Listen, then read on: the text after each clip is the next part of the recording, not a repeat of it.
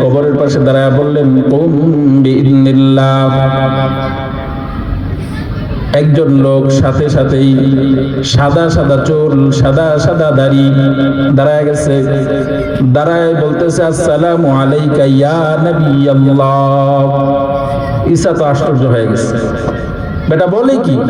ওর চেহারা দেখে মনে হচ্ছে আমার জন্মের অনেক আগে মারা গেছে। আশ্চর্য হয়ে জিজ্ঞেস করে আমারে চিনলা কেমনে? বলে আনা সাম ইবনে নূহ, আমি হলাম নূহের পুত্র সাম। মানে নূহ নবীর ছেলে সামের কবর ছিল এটা। বলে তুমি আমারে চিনলা কেমনে? বলে আমার বাবাকে আল্লাহ একটা কিতাব দিয়েছেন, ওই কিতাব থেকে আমার বাবা আমাকে জানায় দিয়েছেন আমার মরণের 2500 বছর পরে দুনিয়াতে ঈসা নামে একজন নবী আসবে, তার উম্মতকে মুআজিজা দেখাবার জন্য আমাকে কবর থেকে জিন্দা করা হবে। হযরত ঈসা বলে আমি তোমারে বিশ্বাস করি না। বলে নবী কেন বিশ্বাস করেন না? বলে সাম শুনো, আমারে আল্লাহ একটা কিতাব দিবেন, ওই কিতাবের মধ্যে আমি পেয়েছি নূহ আলাইহিস সালামের উম্মতকে আল্লাহ তাআলা 2.5 থেকে 3000 বছর হায়াত দিতেন। ওই 3000 বছর বয়সেও তাদের চুল দাড়ি পাকতো না। সুবহানাল্লাহ। সাম বলে সাদাকতা ইয়া নবিয়াল্লাহ, আল্লাহর নবী আপনি সত্য বলেছেন। আসলে আমাদের সময়কার মানুষের চুল দাড়ি পাকতো না, তোমারটা পাকলো কেমনে? কয় আল্লাহর নবী মরণের পূর্বে যখন আমি মালাকুল মউতকে সচক্ষে দেখলাম, আমার মধ্যে যে ভয় ঢুকছে পেরেশানির কারণে আমার চুল দাড়ি পেকে গেছে। কি বুঝলেন? মরণের কষ্ট আছে না নাই?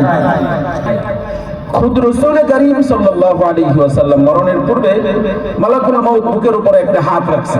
আল্লাহর রাসূল বলেন, মালাকুল মউত তোমার একটা হাত আমার বুকের উপরে রাখছো, আমার কাছে মনে হচ্ছে গোটা উহুদ পাহাড়টা উঠায়া আমার বুকের উপরে রেখে দিয়েছো।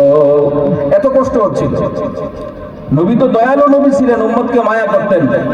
বলল মালাকুল মউত আমার উম্মত এই কষ্ট থেকে বাঁচবে কেমনে, কোনো উপায় কি আছে নাকি? বলে নবী বলেন কি আপনার উম্মতের জন্য সব ব্যবস্থা আল্লাহ রেখে দিয়েছেন, বলো এই কষ্ট থেকে উম্মত কেমনে বাঁচবে? মালাকুল মউত বলেন আপনার উম্মত যদি 5 ওয়াক্ত নামাজের পরে আয়াতুল কুরসি তেলাওয়াত করে। বলতেছে কে?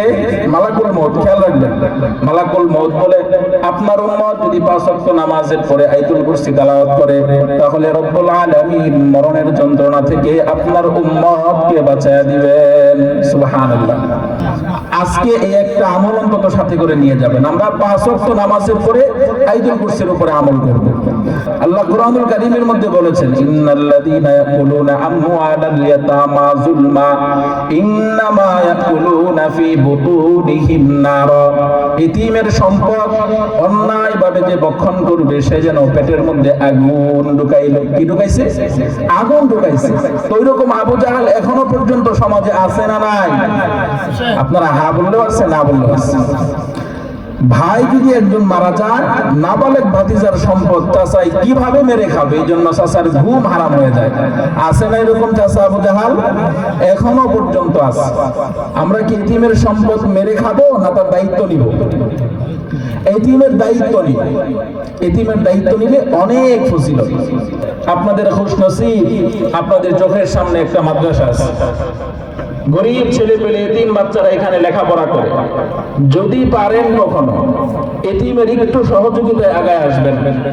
রাসূলুল্লাহ বলেছেন আনা ওয়া কাফিলুল ইয়াতীম ফিল জান্নাতি কাহাতাইন। রাসূল হাদিসটা বলার সময় দুইটা আঙ্গুল এইভাবে দেখাইছেন, আনা ওয়া কাফিলুল ইয়াতীম ফিল জান্নাতি কাহাতাইন। এই দুইটা আঙ্গুলের মাঝে যেরকম কোনো দূরত্ব নাই, আমি এবং এতিমের অভিভাবকের মাঝে জান্নাতে কোনো দূরত্ব থাকবে না। এটা দুনিয়াতে করতে পারে শক্তির বলে, আখিরাতে কি চলবে এগুলো? এগুলো চলবে না। আল্লাহ বলেন ওয়ানাদুল মাওয়াজিনাল কিসত লিয়াউমিল কিয়ামা ফালা তুযলামু নাফসুন শাইআ ওয়া ইন কানা মিসকালা হাববাতিন মিন খারদালিন আতাইনা বিহা ওয়া কাফা বিনা হাসিবিন। কিয়ামতের ময়দানে আমি ইনসাফের একটা পাল্লা কায়েম করব। দুনিয়াতে যে সরিষার দানা পরিমাণ নেকি করবে, ওই নেকটা আমি ওই দিন উপস্থিত করব। কেউ যদি সরিষার দানা পরিমাণ পাপ করে, ওইটাও আমি উপস্থিত করব। তোমরা মনে করো আল্লাহর জন্য এটা কঠিন, অথচ রব্বুল আলামিন বলেন ওয়া কাফা বিনা হাসিবিন, এটা আল্লাহর জন্য অনেক সহজ। আল্লাহর জন্য সহজ না কঠিন? অনেক সহজ। দুনিয়াতে যারা মানুষের সম্পদ আত্মসাৎ করে, কিয়ামতের ময়দানে ওগুলোর অবস্থা বড় ভয়ঙ্কর হবে। রাসূল সাহাবীদেরকে জিজ্ঞেস করলেন, ও আমার সাহাবীরা, তোমরা কি জানো আতাদরুনা মাল মুফলিস? মানুষের মাঝে সবচেয়ে অসহায় মিসকিনকে? সাহাবায়ে কেরাম বলে, ইয়া রাসূলুল্লাহ, যার খাওয়ার জন্য কোনো খাবার নাই, পরার জন্য পোশাক নাই, থাকার জন্য ঘর নাই, সেই তো সবচেয়ে বড় মিসকিন। রাসূল বলেন না। এরপরে সাহাবায়ে কেরাম বলেন, আল্লাহু ওয়া রাসূলুহু আ'লাম। রাসূলুল্লাহ এরপরে সাহাবায়ে কেরামকে জানায়া দিলেন, সবচেয়ে বড় মিসকিন হলো ওই ব্যক্তি যে কিয়ামতের দিন পাহাড় পরিমাণ নেকি নিয়ে উঠবে, কিন্তু মানুষের পাওনা দিতে দিতে ওই পরিমাণ গুনাহ নিয়ে আবার জাহান্নামে যাবে। নাউজুবিল্লাহ। মানুষের কাছে ঋণ নিছিল অথবা সম্পদ আত্মসাৎ করছে, তাই নাই, ওই মানুষেরা কিয়ামতের দিন বলবে, রব্বুল আলামিন ওর কাছে পাওনা আছে, জান্নাত দেওয়ার আগে আমার পাওনাটা পরিশোধ করতে বলেন। জিজ্ঞেস করবে আল্লাহ তাআলা, ওর থেকে কিছু আত্মসাৎ করছো? বলবে, না আল্লাহ, দুনিয়াতে তো আমি হাজি সাহেব ছিলাম। দুনিয়াতে সে কি ছিল? হাজি সাহেব ছিল। আল্লাহ বলেন, আল ইয়াউমা নাখতিমু আলা আফওয়াহিহিম ওয়া তুকাল্লিমুনা আইদিহিম ওয়া তাশহাদু আরজুলুহুম বিমা কানু ইয়াকসিবুন। আমি ওই দিন মানুষের মুখের মধ্যে তালা ঝুলাইয়া দিব। কি ঝুলাইয়া দিবে? তালা। হাত এবং পা মানুষের কর্ম সম্পর্কে আল্লাহকে